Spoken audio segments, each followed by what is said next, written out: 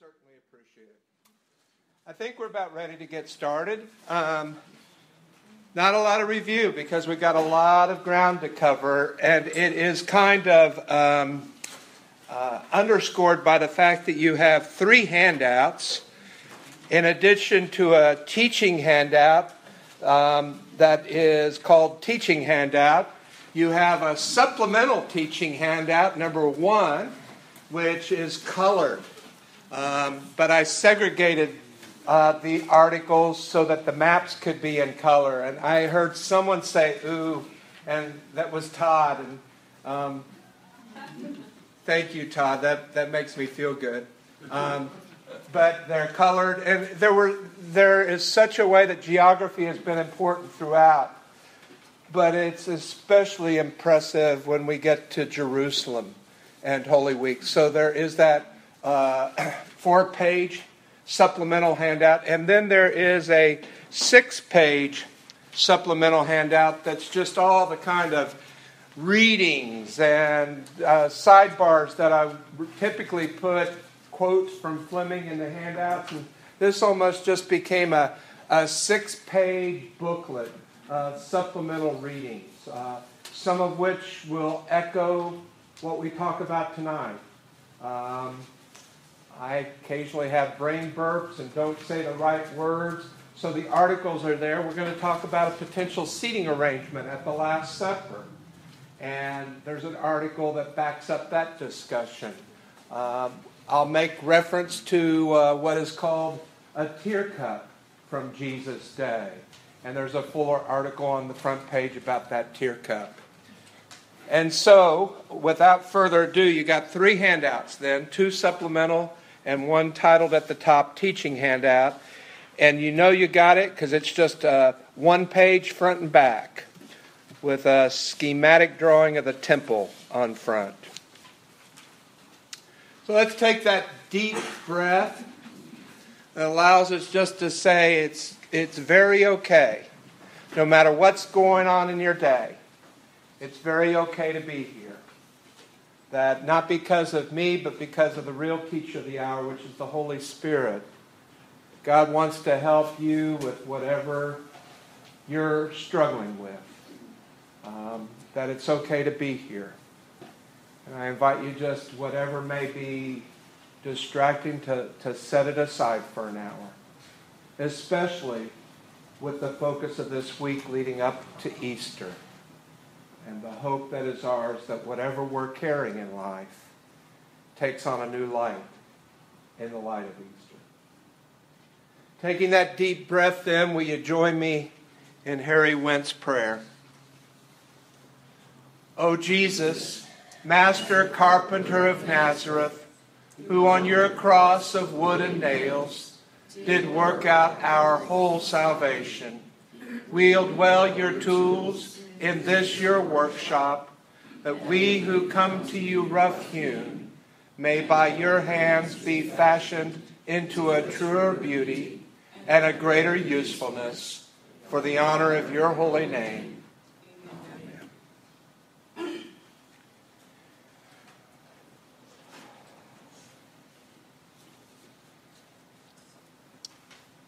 As I tried to organize my thoughts for tonight, it seemed like the first thing we needed to do, which is going to demand that you get that supplemental handout number 1 perhaps in front of you, as well as the teaching handout, is just take some time to talk about the geography of Jerusalem and the geography of Holy Week. This is the modern Temple Mount. We've been here at various times, and we'll be here various times tonight. We've seen this mikvaot complex. That's plural for mikvah. And you remember the mikvahs are those ritual immersion baths that all, even Orthodox synagogues today, have. In the time of Jesus, though, every synagogue would have one of these immersion baths. And they were not just at the temple for purity purposes of going into the temple. There were some Huldah gates named after the prophetess Huldah that they would enter the temple after the immersion baths. We've seen those before. We've seen the teaching steps. This is the Al-Aqsa Mosque and the Dome of the Rock, with many believing that the Dome of the Rock, in fact, at the heart of the Dome of the Rock, was probably, it's sitting over where the temple was, with this being that Temple Mount we've talked about before. Who knows the exact location of things, but if in fact the Dome of the Rock is sitting where the ancient temple once stood, it's one religion's way of saying, we got the mount, yes we do, and in some ways declaring their superiority based on that kind of geography. But you can begin to understand why this is such an explosive place, including the last few weeks, where because some Israeli policemen were attacked, the Israeli government tried to put metal detectors up here on the Temple Mount, only for the Arabs and the Muslim Council to push back. Through the years, there have been a zealot Jew got into the Al-Aqsa Mosque several years ago with a machine gun and shot people. It is a highly explosive place. Using Fleming's map, that same area looking down from above as if it were a satellite map. But remember, this is just covering about 3 rectangular tables. Just one of several maps that Fleming created. This is that same Temple Mount. 32 acres, 32 to 35 acres. The biggest complex for a god in the ancient world. And this is Greater Jerusalem with its city walls. And Fleming basically follows the fact that this is the Jerusalem of Jesus' day.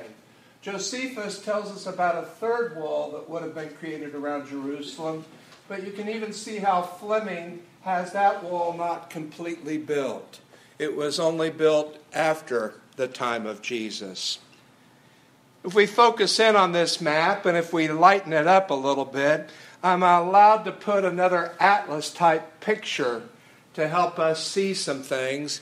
And with this in mind, I'd like to go ahead and introduce you to a little bit of the geography of Jerusalem. Some of it's repetitious of what we've done before. Some will be just coincidental, but some will really have import for the rest of what we're going to talk about tonight with Holy Week. We've talked before about the 2 valleys. There is the Hinnom Valley and then the Kidron Valley, or the Kidron Brook. The Kidron Brook separating Jerusalem from the Mount of Olives. And we've talked about how there is a gate in that southwest part of the city. You can see it right here, kind of an opening. That was the Dung Gate. That basically was where all the trash went into the Hinnom Valley. In fact, I think forgive the repetition, but Gai is the word for valley in Hebrew.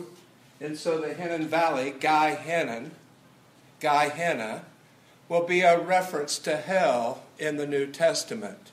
And it gains some imagery when you realize that Gehenna basically was a stinking trash pit with fire and stench and smell.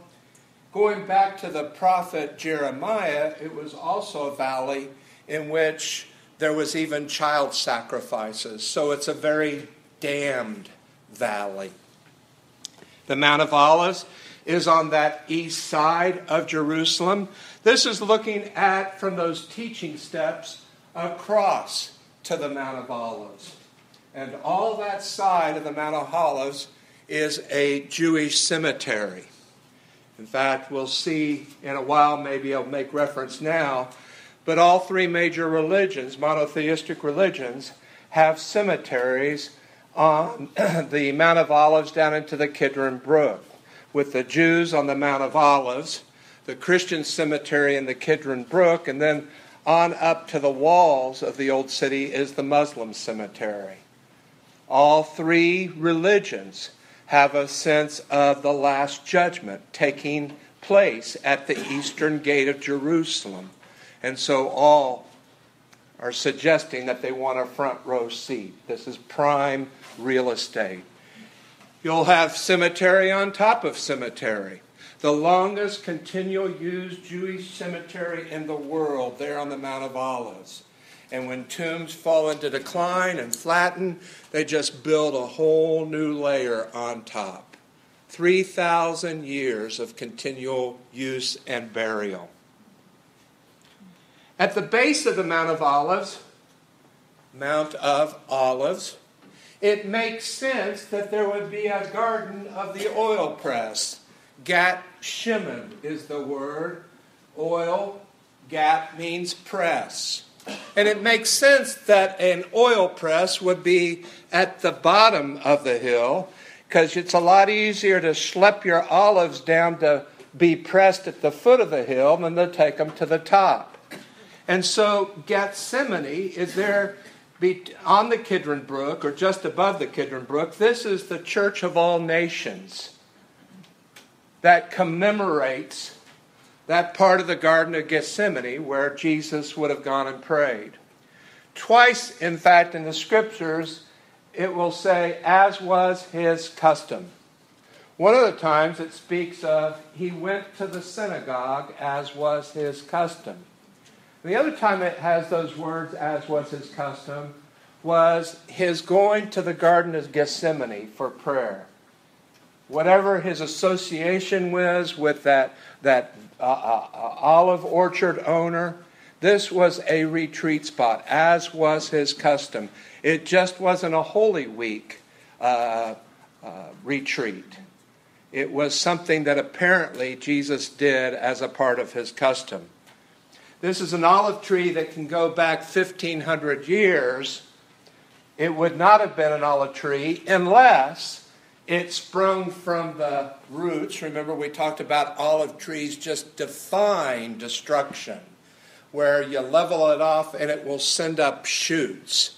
And this tree could have hailed, but what we know is that when the Romans came in 67 to 70 with the Jewish revolt, by the time they finally came to Jerusalem, Josephus says they took every tree within a 10-mile diameter of Jerusalem and basically ripped it down for their siege works against Jerusalem, building the ramps, and that there was no tree to be found.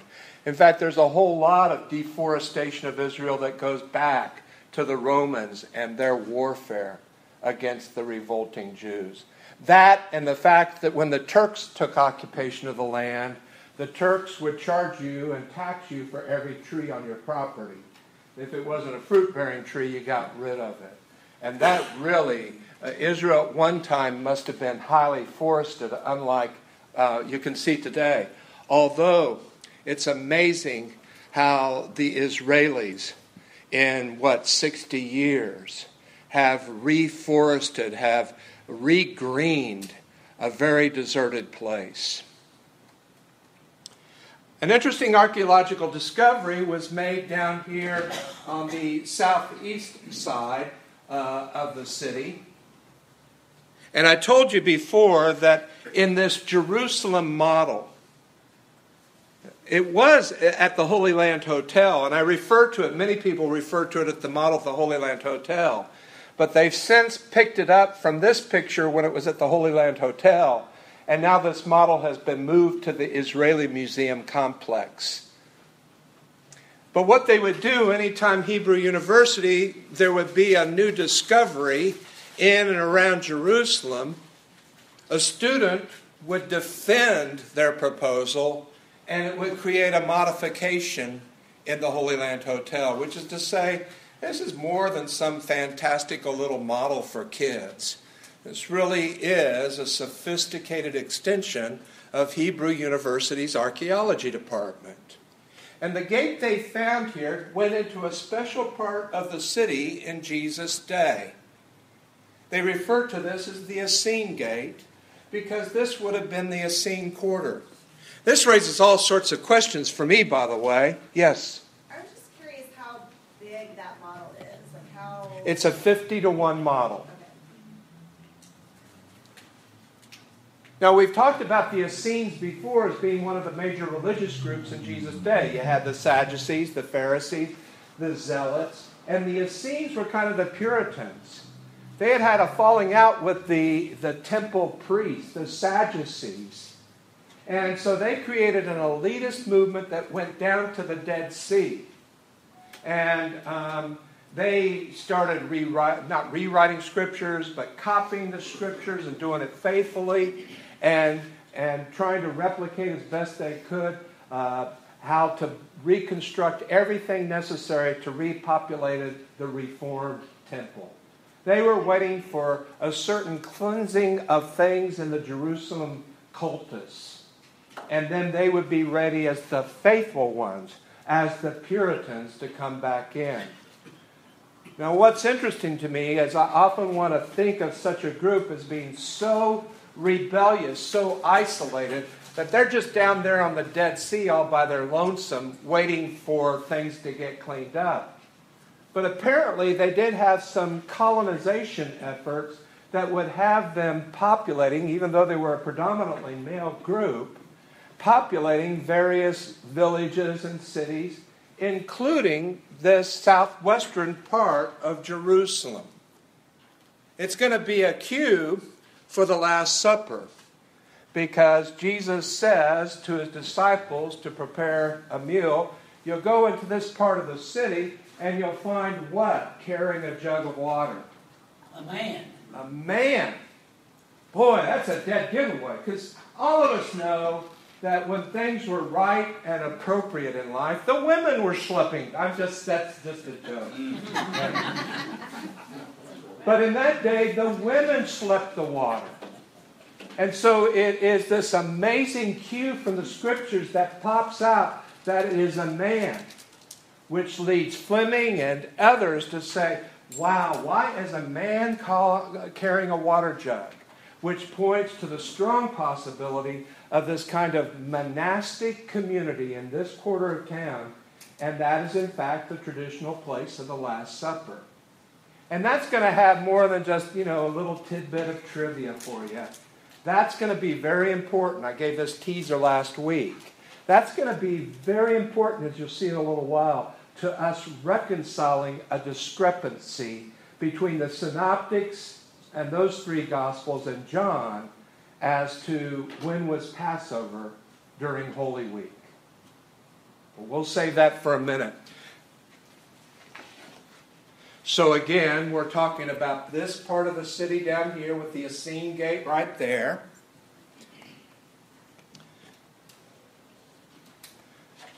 This is part of them finding.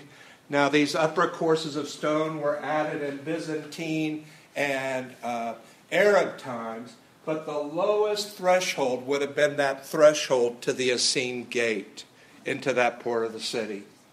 And this is one of those times where I'm just fascinated by what archaeologists can do. Because I have no idea how they differentiate between the layers and dating the layers, but they're confident. And I rest, at least in this part, on their kind of confidence. This is the chapel of the upper room in the old city of Jerusalem today. It is in that part of Jesus' first century Jerusalem. And it's in here that there will be a chapel to the upper room.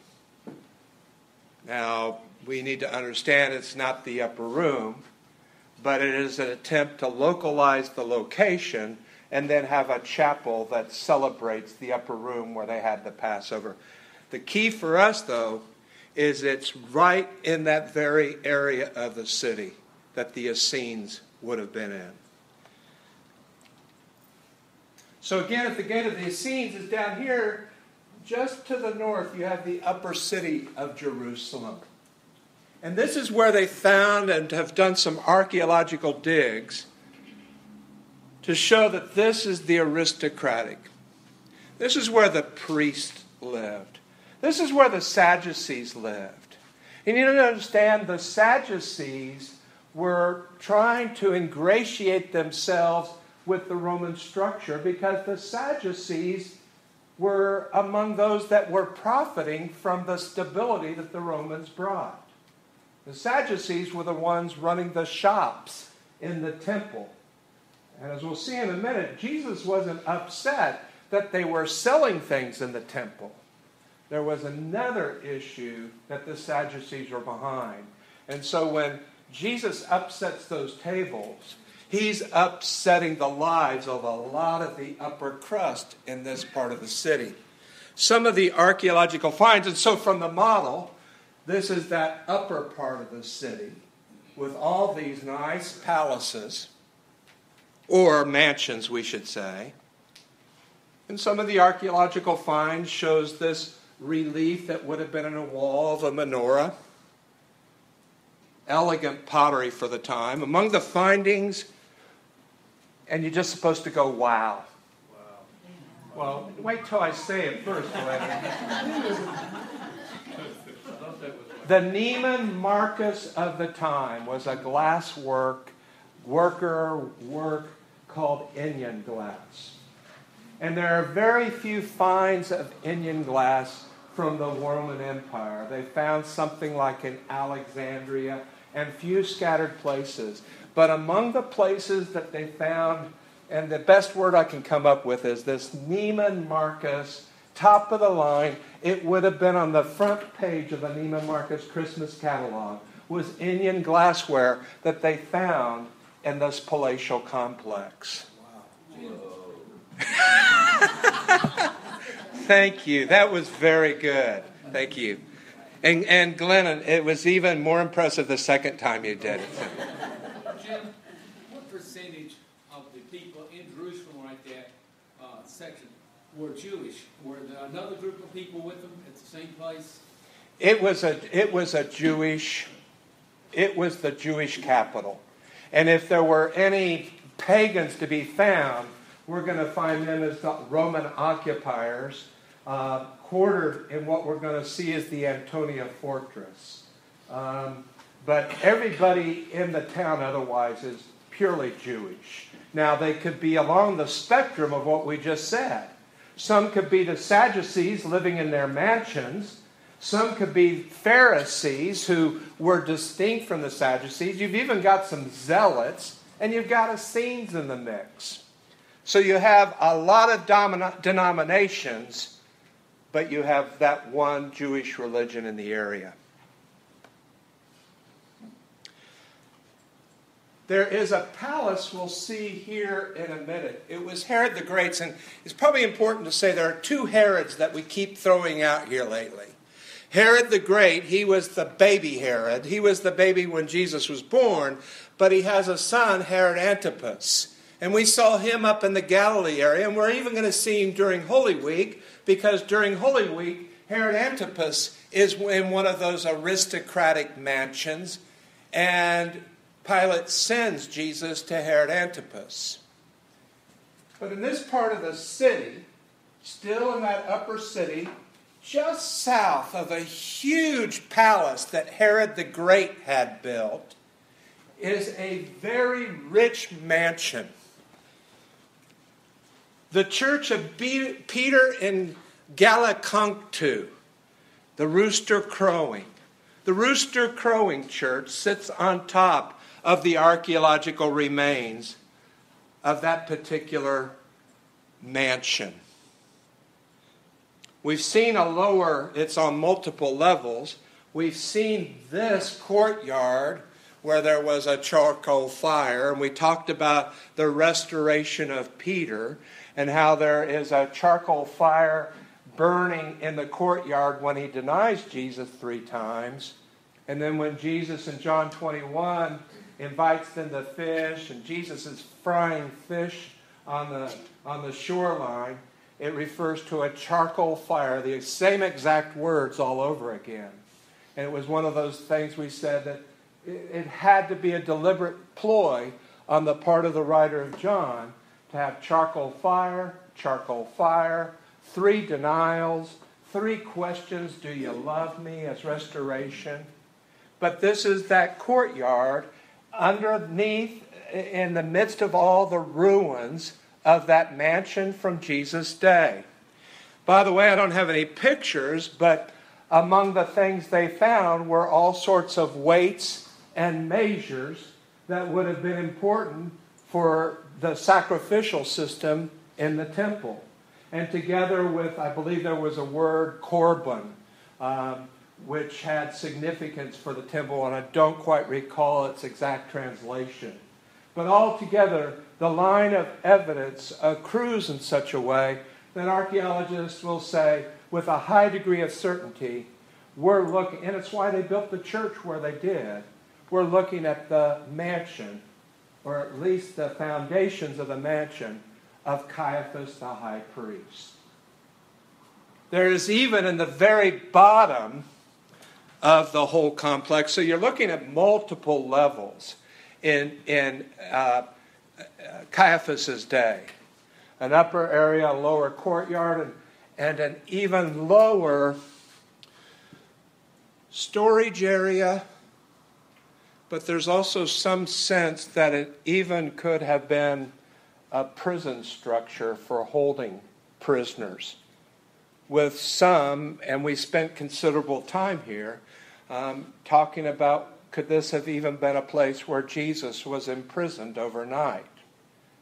Now I'm getting ahead of myself because in a minute we're going to see that the traditional timing does not allow for Jesus to be imprisoned anywhere. Because you have 2 Jewish inquiries and 4 Roman trials, and they've all got to get done in about a 9-hour period. But with an alternative timing, Jesus would have been waiting somewhere overnight, and that would have conformed to the Jewish rules of how someone would be tried. But now we're getting ahead of ourselves. This is in that same complex. Herod Antipas, it's surmised that he's in a mansion here in the upper city, and he was probably there that week of Holy Week. Where was Pilate? Some speculate that Pilate took occupation of Herod's palace. And indeed, it was the governor's palace by that time. However, the governor had another place that he would want to be. And given the fact that it's Holy Week, or not Holy Week for them, given the fact that it's the week of Passover, the Roman governor, like Pilate, probably would have been in the garrison of Roman soldiers, what is called the Antonia Fortress. Herod built it, and as a way of sucking up to the Caesar of the time, Anthony, he called it. So Herod is ever naming things either after himself or sucking up to one of the Caesars. So he creates this garrison. This is Herod the Great, the Herod of Jesus' birth. He builds the Antonia Fortress on this upper corner of the Temple Mount. And if the temple here is 20 stories from this corner down to the brook, and the temple here is 20 stories higher, so you're talking about 40 stories. The one structure in Jerusalem that's going to eclipse the size of the temple is the Antonia Fortress. And it's strategically located because the feelings of the Romans at the time approximates the feelings of a lot of bigoted Southerners back in the 50s and the 40s and the 30s. Namely, thinking along these lines. If there's going to be any trouble from this subjugated community, it's going to come at a religious time, and it's going to start in the church. The church is always just stirring up emotions. In this case, the temple is always a place that's stirring up the emotions. So no wonder the Romans would have a garrison. In fact, at hot spots, the Romans would have all the priestly vestments turned into the Antonia, and the Jews would have to suck up to the Romans to get their vestments for the temple services. That's one more way of keeping them under your thumb. The Antonia Fortress is part, and yet goes beyond, the Sister of Zion convent there in Jerusalem. What's interesting is this is the original pavement that would have been outside that Antonia fortress. And as you look at the pavement, they even call this the pavement, you'll see little games etched into the rock from Jesus' day.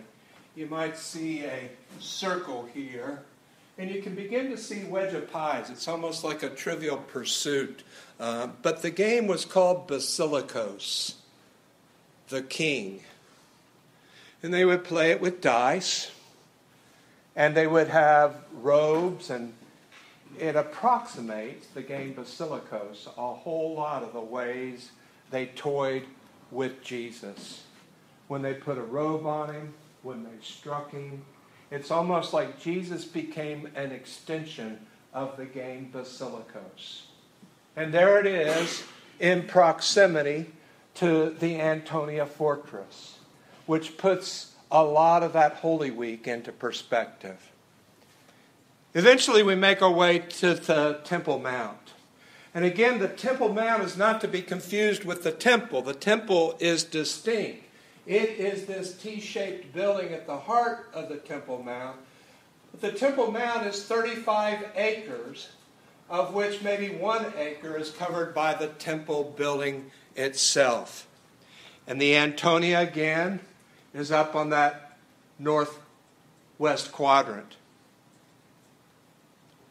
From the model, this is the picture of the Antonia overlooking that part of the temple. So again, if this is the temple within Jerusalem, this is the Antonia fortress up there. Can't stay here long, but there are ascending areas of holiness in the Jewish mind in Jesus' day. Increasing areas of holiness that increasingly become more and more restrictive. The first area of holiness is Jerusalem itself, surrounding the Temple Mount. Jerusalem was understood to be the most holy place in Israel. And for the Jews of Jesus' day, Israel was understood to be the most holy of all the countries in the world. And so perhaps the world is the outer circle of holiness. You get to Israel, you get to Jerusalem, then you get to the Temple Mount, and then you get to the court of Israel. Which is to say, Gentiles could go in this outer part, but there was a balustrade, a wall. In the model, it's this wall right here. In Fleming's map, it would have been a wall right there. They archaeologically found a part of this balustrade wall. And along at regular intervals, Josephus tells us, was this monumental inscription that sounds an awful lot like signs that used to be on the edge of Vidor and other southern cities.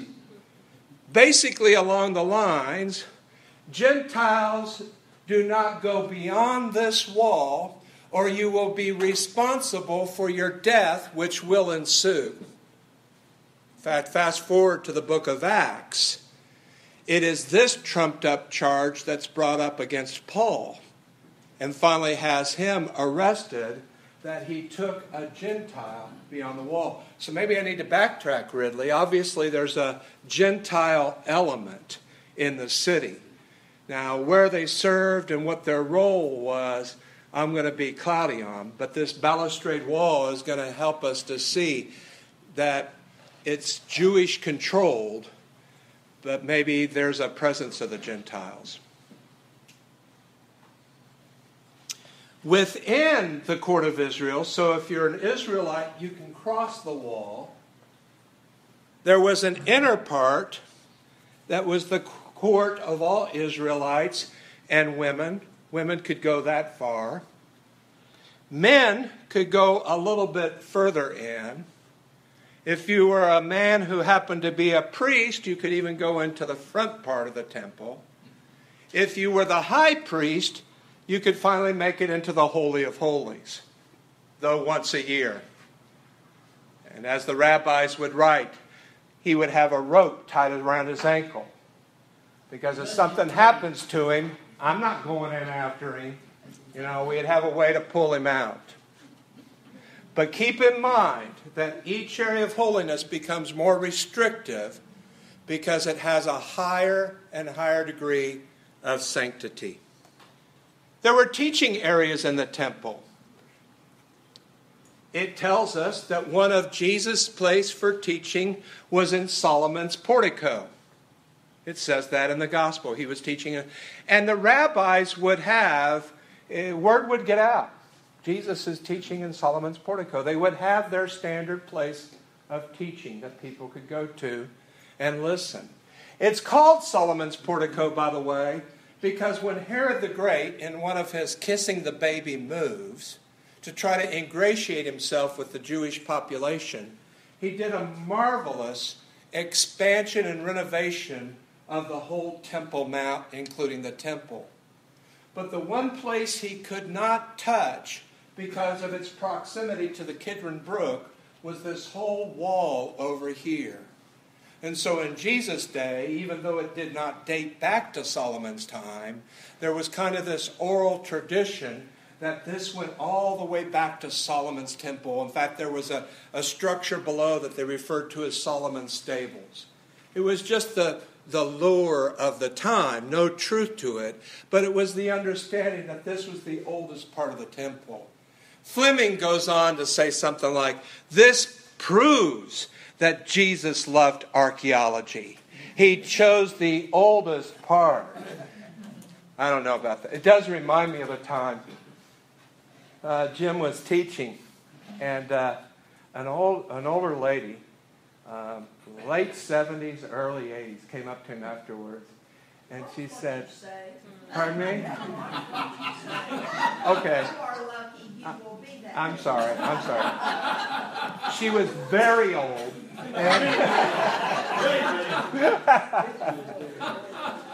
At the time, she was old, because now we know that 80 is the new 60, but back then, she was old. Am I got my foot out yet? I remember how James Thompson used to say, I wear peppermint shoe polish. It tastes better when I put my foot in my mouth. This 80-year-old lady came up to Jim at the end of a lecture. She was batting her eyes and said, Dr. Fleming, is it true that archaeologists like to date old things? So one of the places Jesus is teaching in Solomon's portico, this is it from the model. The other place where we have strong reason to believe he was teaching, even if it was teaching on the move, is those very southern steps. And I'll probably refer to those in a minute, if not now. And so again, Solomon's portico over here, and the teaching steps where the immersion baths are, that many of the rabbis would teach down there. In the model of Jerusalem again, Solomon's portico up here, and those teaching steps down here. And one more time. And these are the teaching steps today as they remain on that southern Temple Mount. There was an interesting discovery in that same area. So again, in the map, we're talking about this area right here. There was an interesting discovery. And of course, this is modern-day Jerusalem. So we're talking about, and you need to understand, in the 60s, this area was all underground. It was just a rolling slope up to the southern wall of the Temple Mount. But as they excavated it, they found an interesting stone. Monumental graffiti, which means it's monumentally written. It's not the Kilroy was here graffiti. But what they couldn't quite understand was what this letter was here. They could see the beginning of the word, but the end is chopped off. It's funny, but like 20 years later, there was some guy milling around in the back room of where they keep all this rubble, and he said, wait a minute, I know what matches that. And you can begin to see it's the beginning of the top of a frame of a sign. And with the completion of the letter, they realized this is the Hebrew word skenim, elders. There were 70 elders, remember, that Moses had appointed. Do you know how many Sadducees there were that sat in the court of the Sanhedrin? 70. And so it was almost like the archaeologists discovered, wow, in Jesus' day, they weren't called Sadducees, they were called the elders, the Skanim. And so the Bet Skanim, or the house of the elders, would have been inside, they surmise, those double gates, go through the immersion baths, and then that court, that Jewish ritual civil court called the Sanhedrin, would have met just inside those doors. Keep that in mind. There's one other discovery. It doesn't impress itself much on Holy Week, but it does have the name of Jim Fleming all over it. There was and is the understanding of the Eastern Gate being where a Messiah will judge and where Muslims even believe the Last Judgment will occur.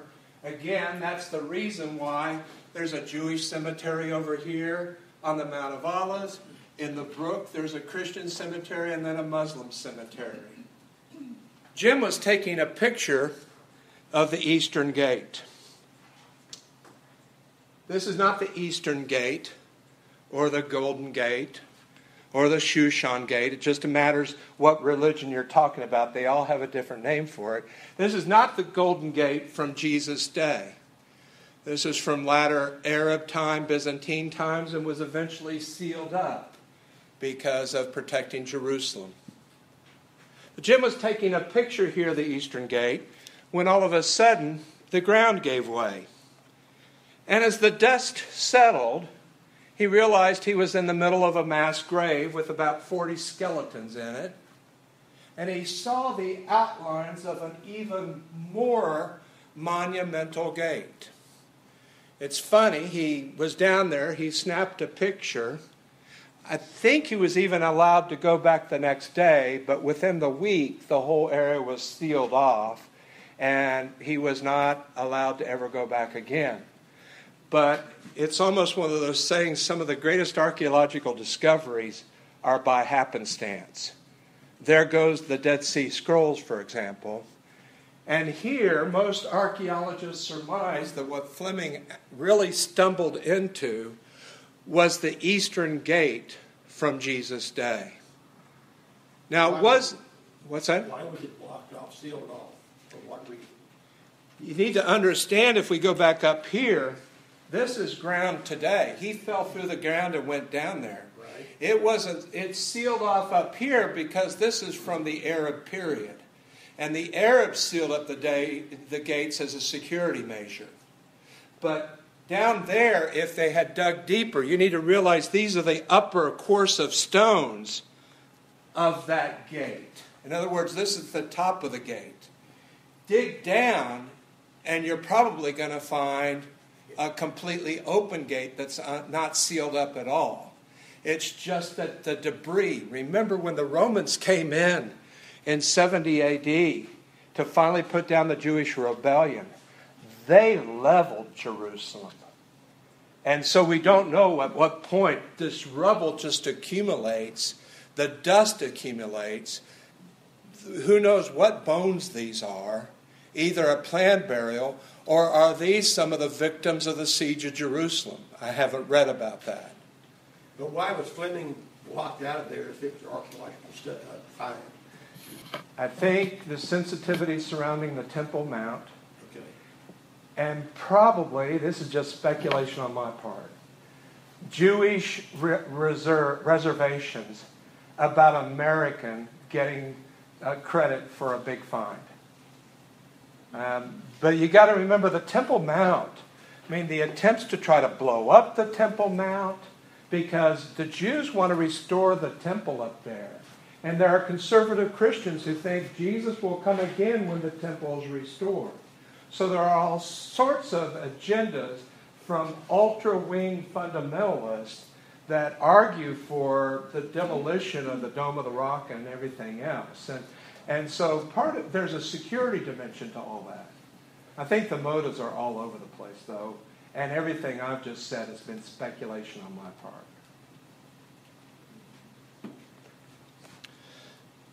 Of course, as we talk about the geography of Holy Week, we can't help but acknowledge. And remember, there's a third wall, but it wasn't completed in Jesus' day. So it would have been outside the city walls for Golgotha to be here and the attending gardens for burial. We'll see that there's two places from Jesus' day that argue to be Calvary as well as the garden tomb. We'll look at both places. The fact that one was only found about 200 years ago makes it highly suspect. It's highly suspect that the Anglican who found it was just frustrated because the Catholics weren't letting Protestants into the Holy Sepulchre. And so, at what point do we find our Calvary and our garden tomb because they won't let us into that one? Oh, wait, we found it. And here's our evidence. We'll get to that in a minute. But both sides are outside the walls as they should have been in Jesus' day. Again, in the model, this is the location of one side, but they would have been in this area as a rock quarry type area. Just one more picture. So with that kind of geography in mind, let's look at the traditional itinerary that we're used to, kind of grounded a little bit. Last week we left off with Jesus coming in on a donkey, fulfilling some of the prophecies from Zechariah, that Messiah would come over the Mount of Olives, that there would be a donkey. So there's real messianic overtones in this that hail back to the prophets. Again, he would have come over the Mount of Olives on this road. Some have suggested that the crowds may have pressured him to go in the eastern gate here.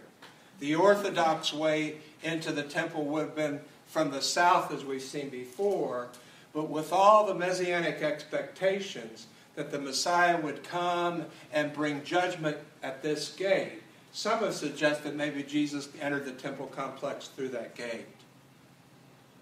That's a moot point. The shops he clears are down here, just inside those gates. As he comes down over the Mount of Olives, so this is looking across from the temple area, across the Mount of Olives. Near the top of the Mount of Olives is the church Dominus Flevit, the Lord Wept Church. This is looking from the top of the Mount of Olives down towards the city.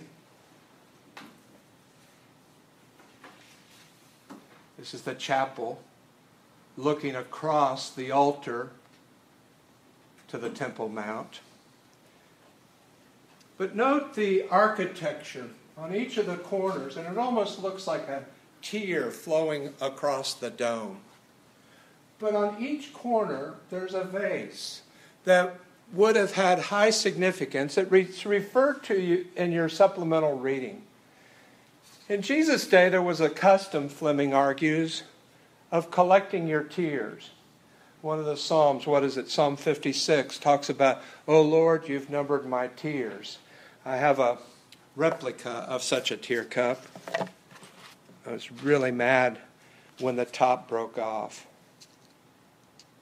But that's what it would have looked like. And, I've just made up my mind. It's not worth crying over a broken tear cup. Little attempt at humor there. Anyway, they would collect their tears in a jar. And Fleming is going to go on to say, could this be what the woman in Simon the Pharisee's house, when it says, she poured her tears at the feet of Jesus? In other words, she has met Christ and she can let go of all of her grief that she's accumulated through the years. Fleming has a fantastic lecture on this, even going so far as to talk about the real toxins and poisons that they found in human tears, and what a cleansing thing it is for us to cry. He'll even suggest, was this what Jesus had in mind when he said, "Oh Lord, if you'll take this cup from me"? Some think it's that chalice.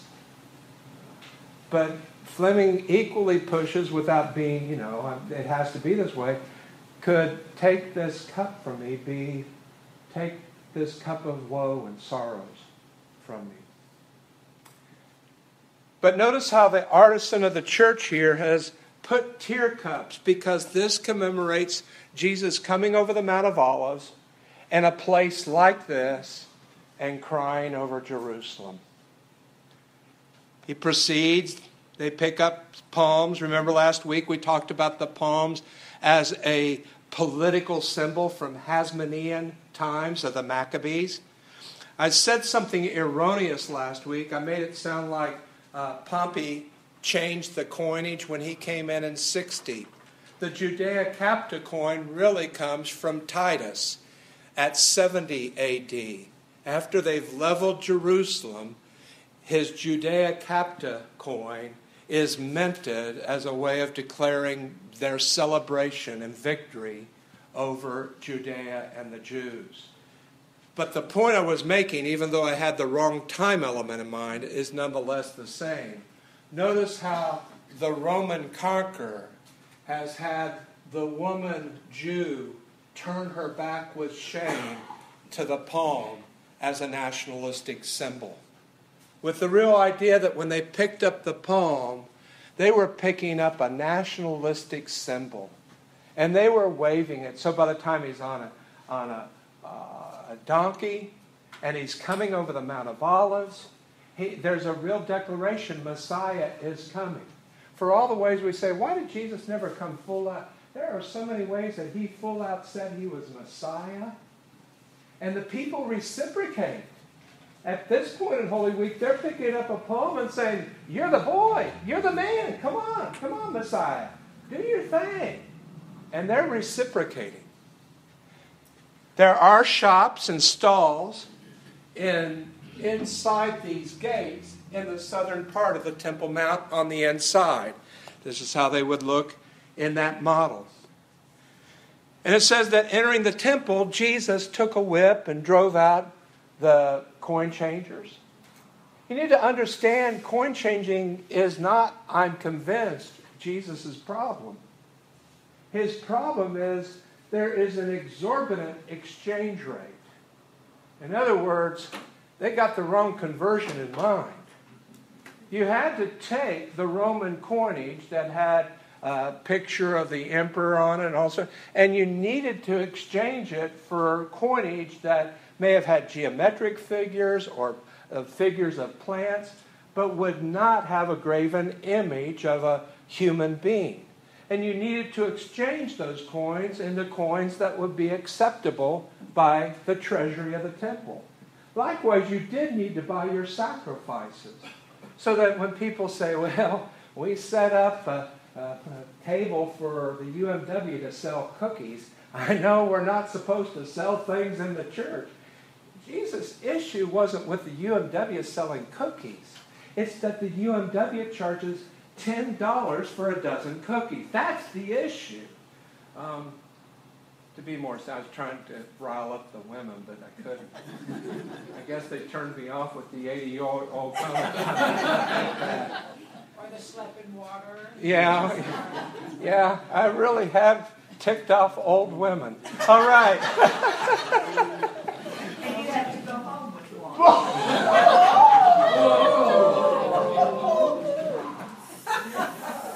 Don't go there. I'm through. Let's pray for a while.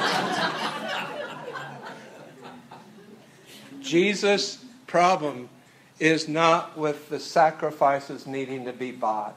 He's not against the conversion of coinage into that which is appropriate. There is a very corrupt scheme going on in which people are... His allegation is you've made it a den of robbers. They're interested in the wrong conversion rate. They're interested in the monetary conversion rate, but not with the salvation of souls. In fact, I wish I could remember the source, but there was even some rabbi writing about when they changed the price of sacrifices, what it did. it's just clear that Jesus wasn't alone in terms of having real issues with the conversion rates. So he goes into the temple on Palm Sunday, and then there's a suggestion in the Gospels that he teaches. He goes back and stays in Bethany at night with his friends Lazarus, Mary, and Martha. And there's some suggestion, at least, and here I'm talking about our traditional Holy Week, what we observe every Palm Sunday to Easter Sunday.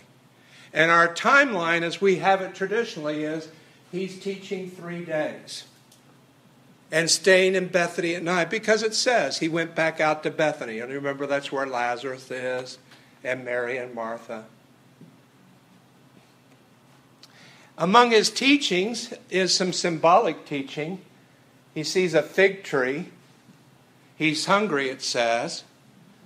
And he curses it because there are no figs. And then the scripture says because it wasn't the season for figs. It always kind of intrigued me. He curses it for not having any figs, but it wasn't the season for figs. There's a little article in your supplementary reading, and it comes from a sermon I preached, Who Gives a Fig? Creative, huh? Basically, in the Hebrew language, it gets lost in the Greek language. There were several words for figs. There's an early pre-fruit fig. Actually, a horticulturalist told me that it is actually the flower of the fig. It's just an inward flower. But it's called pagi. And it is a precursor to the real fig coming out. And the pagi is nonetheless edible, I guess like a lot of flowers are. And so Jesus is hungry enough that he's willing to endure eating some bitter pagi. And remember, to get to Bethany, he's going through Bethphage every night. Bethphage is what we call it. But in the Hebrew, it's Bethphage, the house of the early fig. And it's between Jerusalem and Bethany where he's staying every night. So he's coming through the house of the early fig, and he goes to a tree, and he doesn't see any pagi on it because it wasn't the season for fig figs.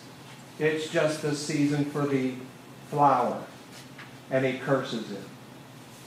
But that's an interesting teaching because he goes into the temple and he equally sees something that is busy with activity. I mean, this fig tree had all sorts of leaves on it. Surely it should have some fruit. And he goes into the temple. It looks like it should be alive and have a lot of fruit, but the cursing of the fig tree matches up with the cursing work in the temple because there's a lot of busyness, a lot of fluff on the surface. What did Pastor Henson used to say? It was all vine but no taters. And that's true of the fig tree, but it was also true of the temple. And so that's part of his teaching is the fig tree. He does some teaching, I made this, on the teaching steps. He comes out having been in the temple precincts, and in Matthew it says he came out and he had a bunch of woes. Among the woes, he says, is, you scribes and Pharisees, why you seal up the gates and keep people from getting in. He's standing right in front of the gates. Woe to you, scribes and Pharisees. You're like a bunch of, and I can imagine his hand panning to his left, white-walled sepulchres. Because you need to understand, all these little white dots on the Mount of Olives are tombs. This is looking down. There's those teaching steps. And this is tomb after tomb after tomb. You may remember from Schindler's List, they put stones. They think we're so stupid for putting flowers on graves. I mean, don't you know even the plastic ones are going to rot and blow away? Now, a rock, that's how you remember a loved one. Because that thing's going to be there for centuries, as my remembrance will be. That's why, honey, I'm going to put a big boulder on your grave. Straight from the heart. But Jesus pans his hand. I can imagine him on the teaching steps. And these woes have physical connection. You block up the gates. He's standing right at the gates. You are just a bunch of white-walled sepulchres, tombs. You look polished on the outside, but all you contain is death.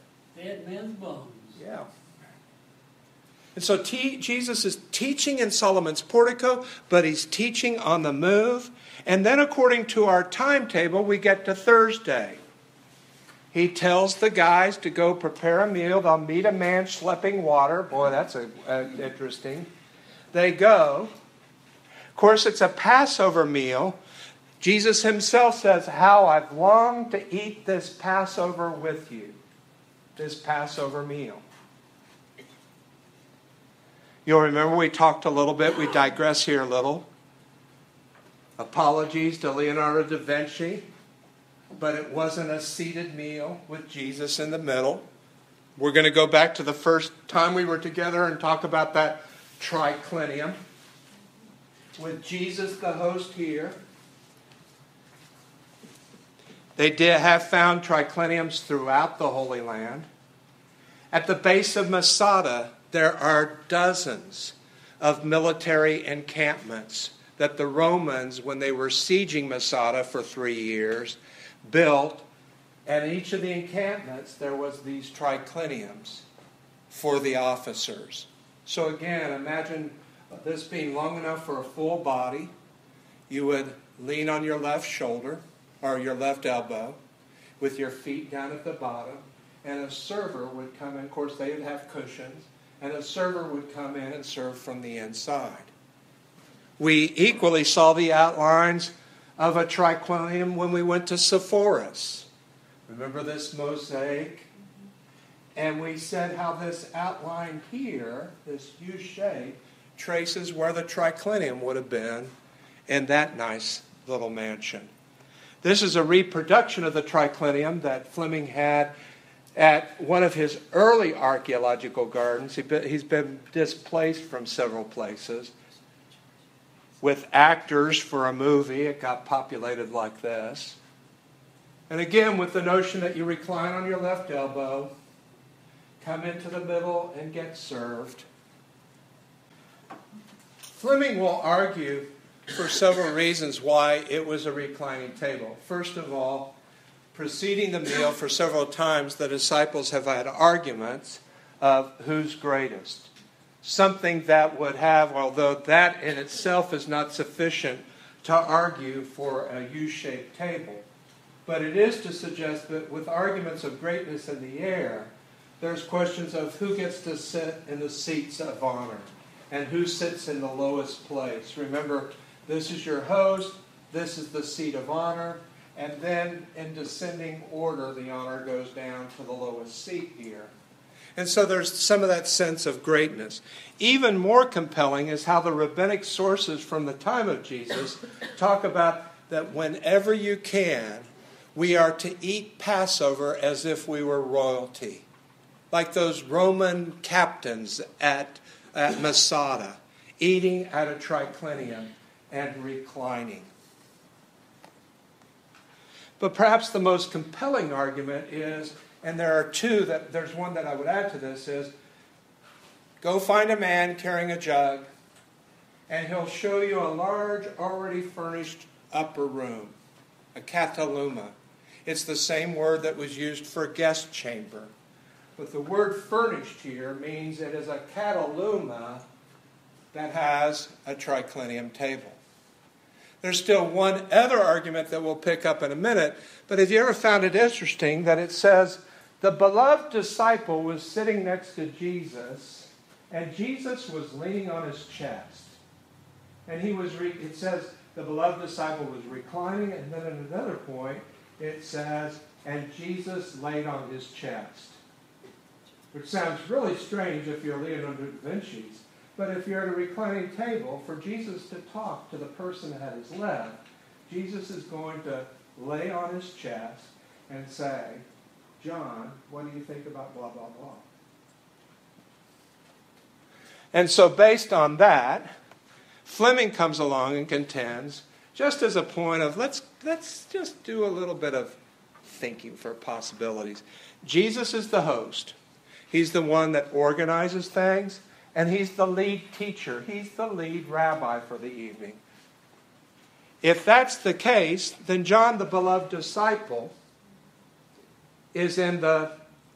Do I have that backwards?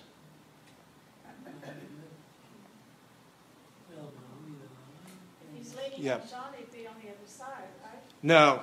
I think the scripture says in John 13:23 and 25, it says stuff like John was reclining on Jesus' chest. He leaned back on Jesus' chest. So John is the one in the right-hand position. And this, what I had backwards was the seat of honor is at the left hand of the host. So John is here. He leans back on Jesus' chest. And that's in John 13:23 and 25. Now what Fleming goes on to contend is that Judas is in the seat of honor.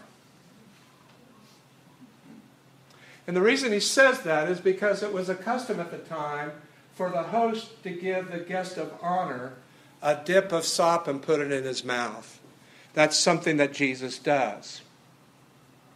But further, when they ask, well, who's going to do this? Who's going to betray? Jesus says, the person who is sharing the same bowl with me. Which is to say, if you follow the argument, and I really encourage you to look at the article, because already you can tell I've jumbled things up. So look at the article in your supplemental reading. But what's interesting to speculate about is, if Jesus had John leaning on his chest, who did Judas have leaning on his chest? In a manner of speaking, Judas had Jesus very heavy on his heart. And the question for Fleming would be, what was it in Jesus that had him putting Judas in that seat? Did he recognize that Judas was on the outs? Did he somehow see that Judas wasn't fitting in with the group? Was this a last appeal, Judas? I know what you're thinking, but I love you. I honor you. There's one last person that Fleming speculates about, and that is at the very lowest seat down there is Simon Peter.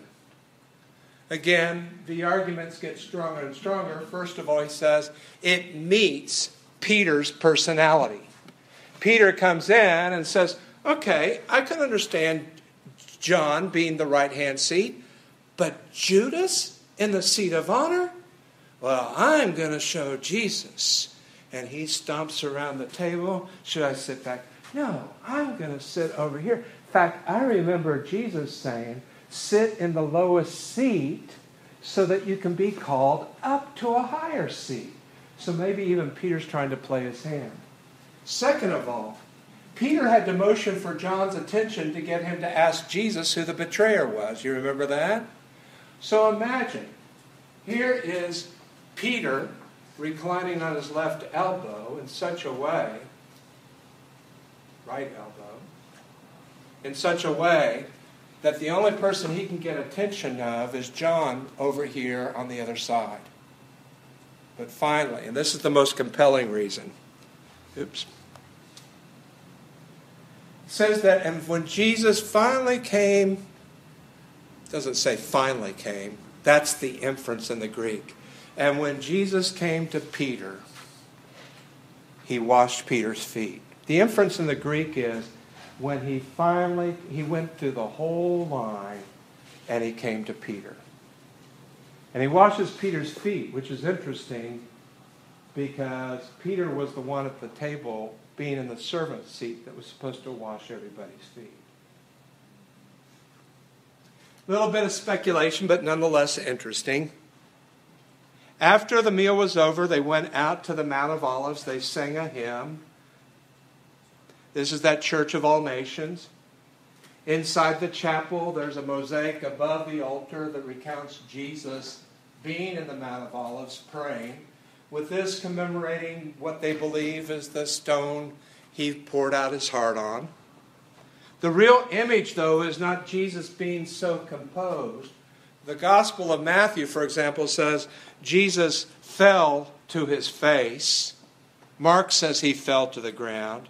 Many will really understand this to be the way Jesus fervently prayed then in the Garden of Gethsemane, which really adds there's a poetry to it, because if it is the Garden of Gethsemane, the oil press, there's the real image of huge weights being put on the beam so that juices are rolling down the sides of the bag into a trough below. And Jesus, in the Garden of Gethsemane, is very pressed down to the end that he's sweating. The juices of his very soul are being squeezed out of him. He's arrested. And then for the balance of the night, through the next morning, there are 2 Jewish inquiries, one before Caiaphas and the other before the whole Sanhedrin. And then there are 4 Roman-related trials. First one with Pilate, then he sends him to Herod Antipas. Herod sends him back to Pilate. Finally, Pilate brings him before the whole multitude. And in a matter of the 9 hours, you've got to have these 6 different inquisitions. So that geographically it would look like this. He's arrested and taken to Caiaphas' house. Caiaphas sends him up to the Sanhedrin, who meet in that inner council. They finally, and again, remember in the model that's between these doors where they found that Skanim inscription. So in modern day Israel, we're talking about gates that have been sealed, but they're there. From there he's sent to Pilate, who is there at the Antonia fortress. Pilate sends him back down to Herod Antipas' palace. Herod Antipas sends him back up to the Antonia. At the Antonia, Pilate has time to meet him and finally puts him before the multitudes. They say, crucify him, and they send him all out to Golgotha. And all that in 9 hours.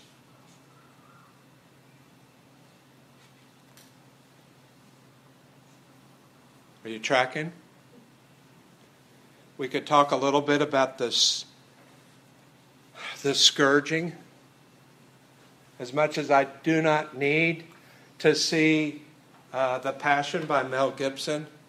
By the way, there's a whole page inside that reading supplement that has Fleming arguing with a lot of what Mel Gibson did in the Passion movie, and has it being a very anti-Jewish agenda, a very anti-Semitic agenda as you read the Gospels.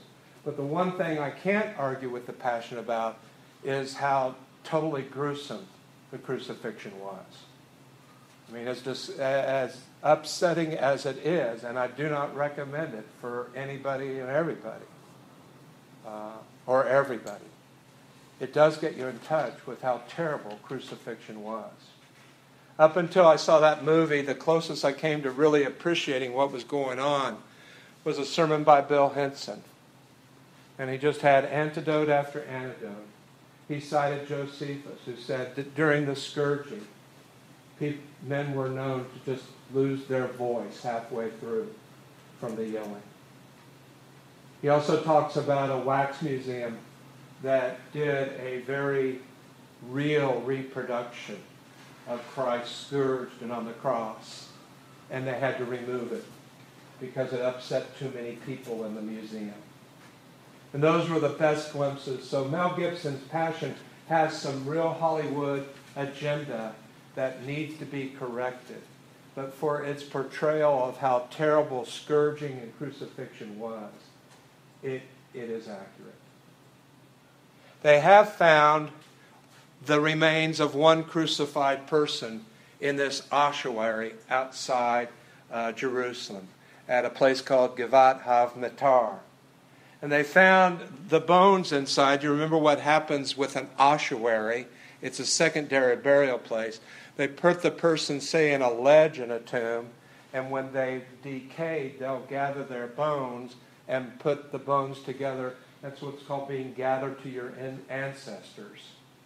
And so in a secondary burial box with others, they found the bones of a crucified man because they still found the nail going through his ankle bone. The nail had bent at the end and they couldn't pull it out. They found some olive under the hook of the nail. They found a piece of olive to suggest the man was nailed to an olive tree. There was no real carrying the whole cross. You would carry a beam, for example, but that would be tacked up to a live tree. And sometimes in the case of Archelaus, when he crucified thousands in one day, they would just even crucify people on live trees with their arms being staked to the limbs of the tree. Underneath the head of the nail, they found microscopic pieces of acacia wood to suggest that they put a flap of wood between the nail and the ankle to keep it intact. This is Fleming's reproduction of what it would have looked like. And so you'll forgive me for even the graphic nature of what we've shared. But we need to recognize that this is the capital punishment of that day, without any sense of was it cruel and unusual. It was cruel and it was unusual, and that was part of the agenda. But not for that day and time. It wasn't unusual for that day and time. Yeah, but Our notions of cruel and unusual, yes, it would be cruel and unusual, but not to them. They did it all the time. they did it all the time, but they did it all the time because it was cruel and it was unusual. Because if you're a Roman citizen, you were never crucified. Paul was beheaded because he was a Roman citizen. In that regard, it was understood it was still capital punishment, but a beheading was a lot more humane than crucifixion, which has a little way, forgive me, of pushing back and saying, with the understanding that a Roman citizen would get one form of treatment that was swift and fast, and crucifixion was over here for non-Roman citizens, I think there was even an understanding at the time that this was cruel and unusual for this extreme petty population. Having said that, he's crucified. This is the picture, a reconstruction of the crucified victim of Givat HaMatar. And Fleming in his archaeological garden had various forms of crosses to suggest that it could be everything from, yes, carrying the whole thing, to just carrying the crossbeam, to being put on a live tree. And so we get back to our traditional timeline, and Jesus is entombed at the end of Good Friday. He stays in the tomb on Holy Saturday. And then Easter, I'm calling it Bikurim for a reason, and we'll unpack that in a minute, but that's the continued entombment. How can it be 3 days, some have asked me? Because any part of a day was considered a day. And that Jesus is buried on Friday before the sunset means he's buried on Friday. And then so this is 1 day in the tomb, 2 days, and on the third day he rose. There's problems with this chronology, though.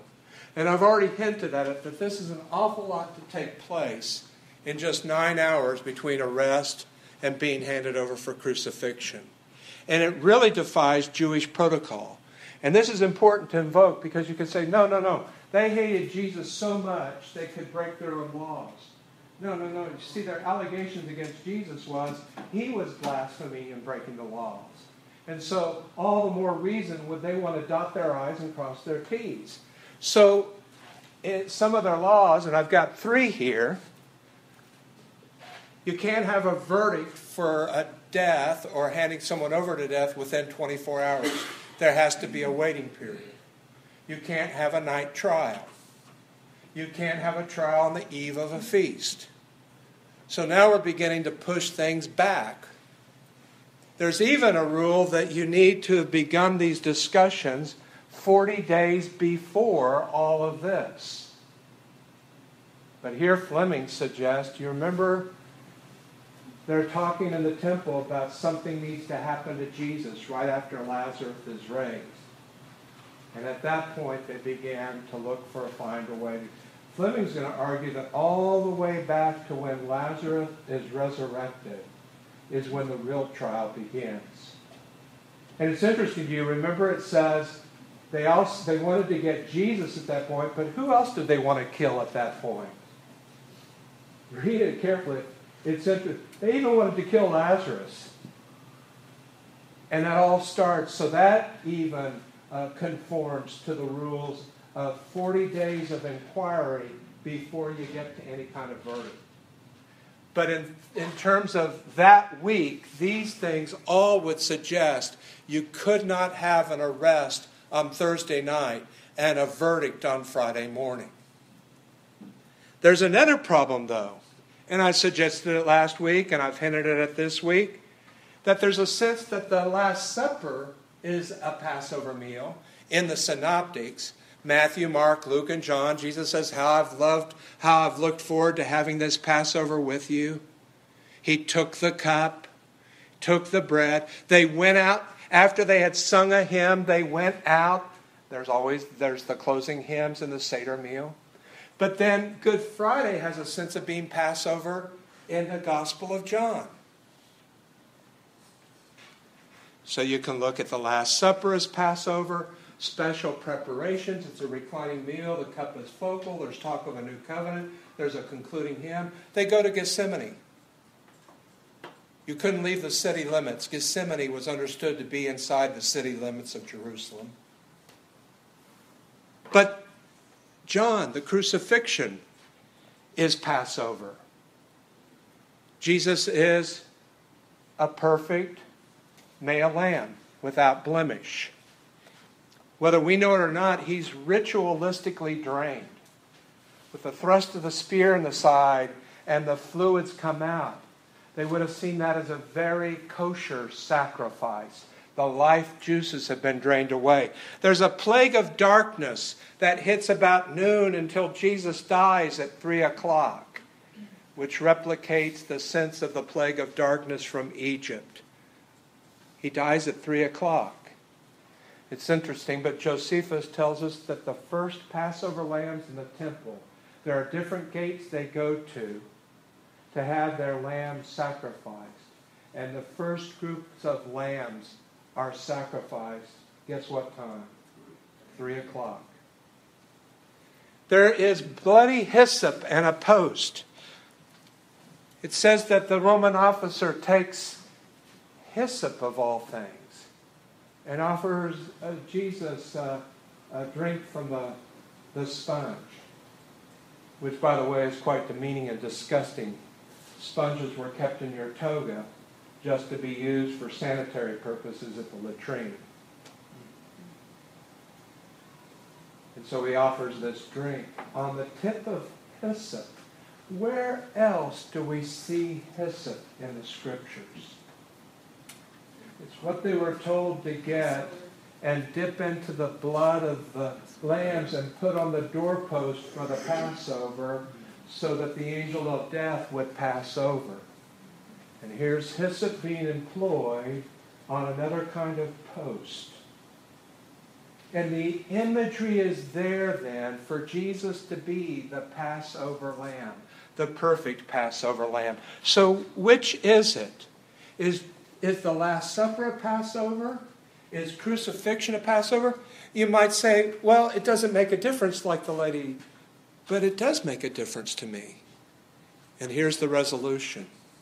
The Essenes, you see, were so contra the Jerusalem cult that they allowed for some leeway in their calendar so that on the week of Jesus' Holy Week, they permitted within their calendar a Passover observance on Tuesday or Wednesday.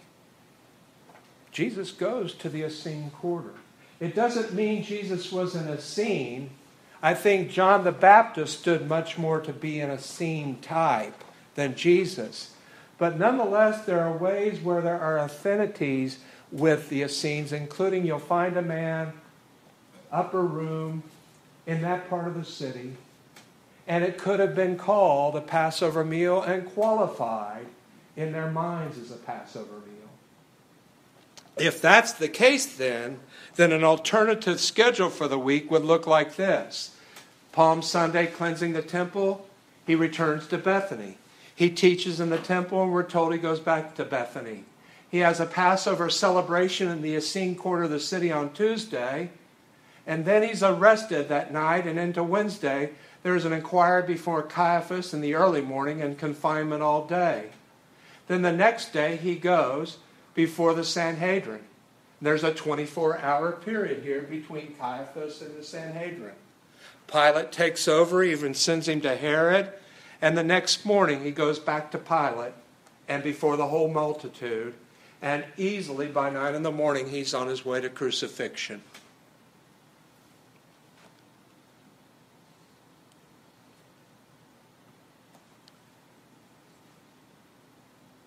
Did you get that? And how does this word bikurim translate? Bikurim. Bikurim, okay. Bikurim, first fruits. So he is crucified, whichever timetable you go on, but I'm increasingly convinced that we've got it wrong. And for the life of me, I have yet to talk Preston into having a Monday, Tuesday service. So, but we're going to know better next Monday, Thursday, aren't we? We'll have the inside news. The Via Dolorosa is the path tradition ascribes for Jesus finally making it from the Antonia out to Golgotha. The modern city may trace, but the real pavement would be feet below. This is the Ecce Homo arch. Behold the man. There's ways that tradition just ladens on this. Among the places that vie for Golgotha and the Garden Tomb is the Church of the Holy Sepulchre, which isn't really just a church. It's like, and I lost count, 5 or 6 different groups. The Coptic Church has a little chapel up on the roof. And there are various subdivisions within the church.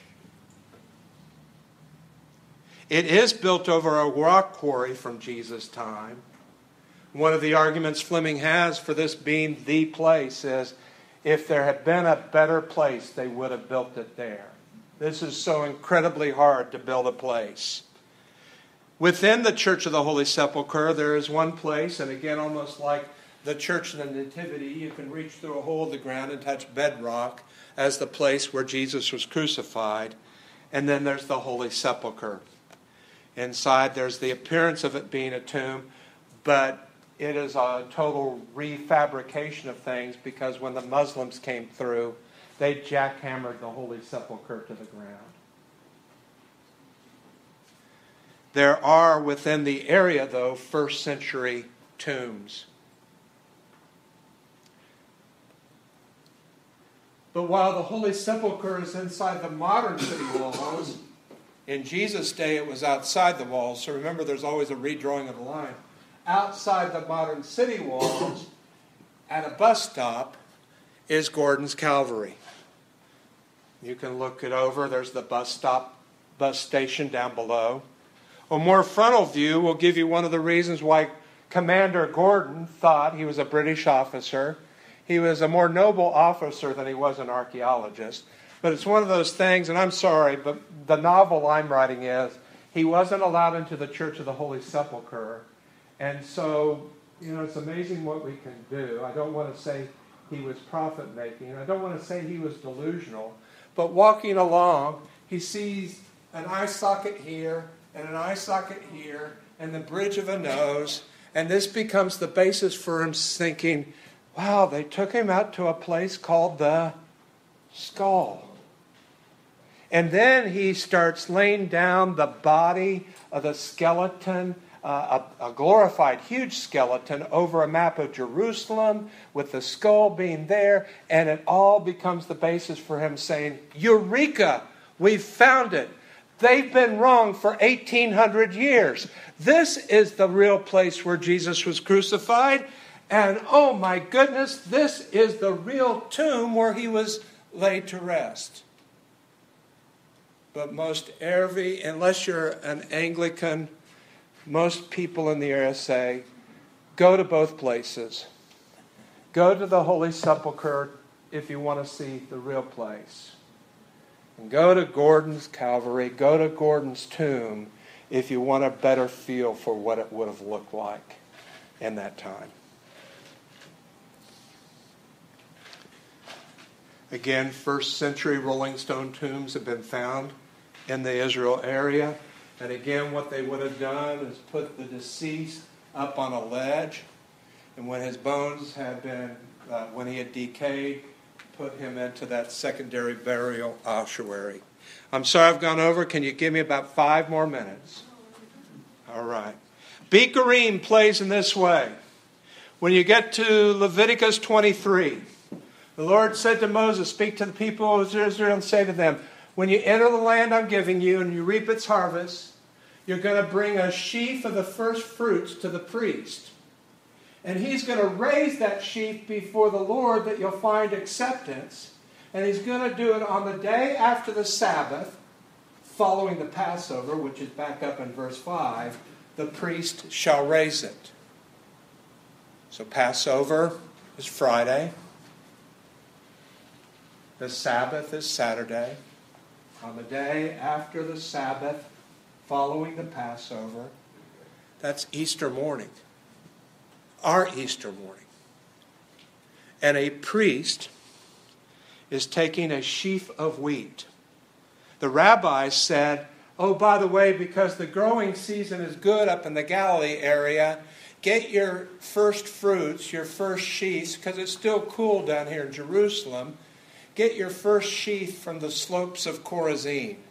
Remember we talked about this Galilee soil retaining the heat so it has an expanded growing season. So they would take, and again this is that synagogue at Chorazin, and they would take, Chorazin is right up here, and come down here with this sheaf of wheat on up to Jerusalem, to the temple. And before the altar here, 300 yards from the tomb, the priest would raise up a sheaf, first fruits, and wave it before the Lord so that we might find our acceptance in anticipation of a bigger harvest to come. So the priest is there on that very Easter morning, the first day after the Sabbath, after Passover, that morning, so that when you read the Gospels, a Jewish reader would hear, on the morning of the first day, and a Jewish audience would say, yeah, Bikurim, go ahead, tell me more. We know that the priest is there raising something up, that we might find acceptance. On that very morning, Jesus is raised up by God, that we might find our acceptance. We don't see Easter, but it fully can. We know Pentecost is a Jewish festival that has meaning for us. It is the full ingathering of the harvest, but first fruits is the first kind of first life is in hand. So now you can understand why Paul understood this. He said, Christ has been raised from the dead, the first fruits of those who have died. You see, Paul understood that Easter was a Jewish festival. We'll be made alive, but each in his own order. Christ the first fruits first, and then Pentecost for all of us. So what we see in Jesus, the first fruits, is what will be in Jesus. It's been a fast pace. Any questions? I even had, she doesn't want me to say this, my dear, sweet, loving wife say, questions really puts the burden on. Any observations? That's a better. Back to Simon Peter. Yeah. That the night of the arrest, it's dangerous to warm your hands over the enemy's fire. He found out. Yeah. Although he, by the time he denied the third time, it says he used some pretty choice language. I mean, they may have been enemies, but he did everything he could to distance himself from Jesus. Well, he was a fisherman. Yeah. He know a lot of those words. You know it. Implications, I'll throw them out real quickly, and probably good that I lost my legal pad that I wrote them on, but we sure do continue to see the importance of studying the life of Christ, but of getting into the culture, getting into the geography. Now, I would dare say that we can get so much into the culture and the geography that we ignore other dimensions of Bible study, and that can be a concern of mine. But, and for myself, because I can go on a head trip with this stuff, and the scriptures were meant to really engage our hearts and not just our heads. But I don't fear for a lot of the church, because we've got to do this kind of Bible study a lot more. It is interesting. The Last Supper, our communion, is informed by Passover. And we really need to get more into what Passover is all about. But the crucifixion is also informed by Passover. Jesus is the Passover lamb. What does it mean to have a lamb who takes away the sins of the world? Do you believe that? Bikurim. That whole notion of Easter is a Jewish festival that celebrates first fruits. I never heard that at seminary. And yet to me, that's probably one of the most revolutionary things in my soul, emotionally, that I got. It makes complete sense why Paul says, Christ is the first fruits of those who've died. And yet I'd never ever heard before that Easter coincided with a Jewish festival. Paul knew it. So what does it do for our faith to realize he was God's first raising up, but there's a bigger harvest coming? Kathy and I are dealing with the illness of a very dear friend. I try to take off tomorrow and see her at MD Anderson. We really fear it's not going to be long. And my hope at this point is that resurrection.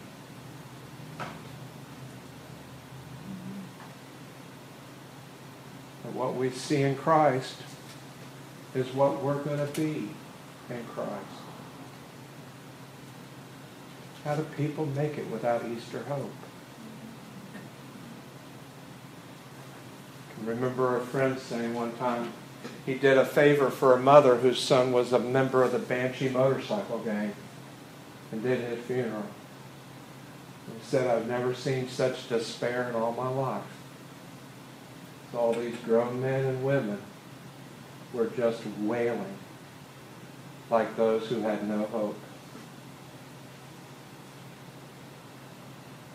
And the crucifixion, as gruesome as it is, and I even felt, if we really wanted to get into that, we could have watched scenes from the Passion. And as much as I don't want to nauseate people like that, and as much as I don't want to be a masochist to my own soul, for God so loved the world that he gave. And there's a part of me, and I hope it's not a sick way, no greater love than this than a man gives up his life for a friend. And in Jesus' case, look at all he went through. A more humorous way, I remember Tony Campolo saying, there's an old hymn, he could have called 10,000 angels. And Tony goes on to say, and you know what? They better be glad they had Jesus, because if I'd been up on that cross, I would have called 10,000 angels, and they would have shown up with submachine guns and bazookas. But there's something powerful And again, I hope it's not sadistic to realize all the ways he was beat to a pulp because he loved and was demonstrating God's pure love for us. For all the ways I want to push away and not think about it, and I don't want to gross you out and all that kind of stuff. Holy Week sure does have a purpose if it gets us in touch with what he went through. And I really cringe when we try to so sugarcoat our Holy Weeks that we don't let people see the agony. It's as profound as the agony is, equally profound is the ecstasy. Thank you for the extra time. Why don't we close with a word of prayer? And even the computer says your battery is running low, 10%. Let's close with a word of prayer.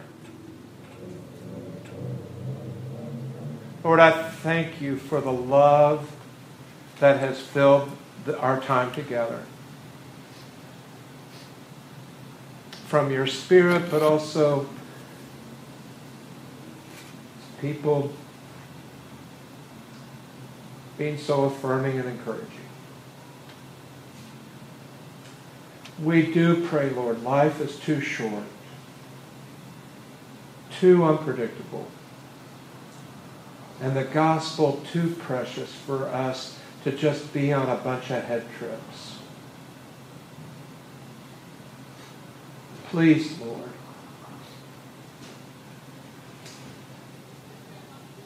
open our hearts and souls to see, to feel, have a deeper touch of your pure, great love and your overwhelming hope. Then put us in a place. Share the good news with all we come in contact. And when necessary, to use words. In Jesus' name we pray. In Jesus' name we praise.